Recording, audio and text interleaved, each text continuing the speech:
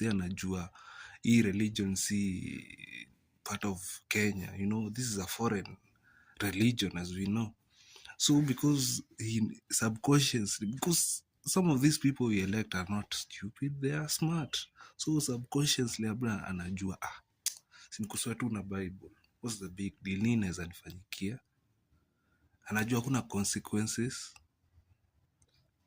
Obvious ameona through kuishi sana, ameona wasi uswe na Bible wanaenda na wanaiba na hakuna kitu inawafanyikia. So ina create these hypocrites and liars and corrupt motherfuckers we have in this country.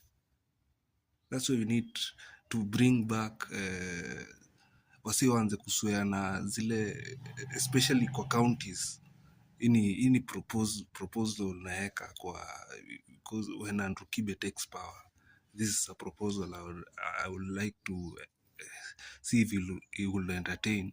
Wasi wakuwe na swear na wana take oath na zile rituals za kitambo za counties zenye wametoka. Kama wewe ni Masai, kama wewe ni Mkikuyu, kama whatever county you represent, ukitake oath as a person, as a government official, unatumia oath ya customs za hiyo county. Tunatafuta wale wase bado wanajua kuhusiana na hiyo tradition, wana enforce hiyo oath taking. Tukifika kwa national, tunaweza kwa tukipeleka wase Mount Kenya, there are creative ways of doing this. It will subconsciously wase wataanza, because Kenyans are very what do you call it, superstitious.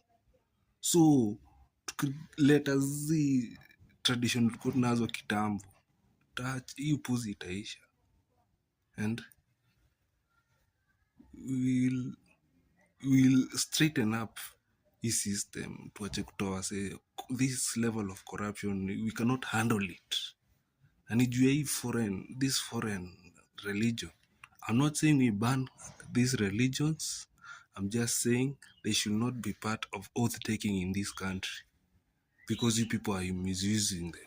You're not sticking to them because you know hizi religion zetu. Either you know or you don't know, I don't care. I've come to that conclusion. So yes, hope Andrew Kibe will, when by the time we're taking power, I'll mention him. I'll mention it to him. Stay guided.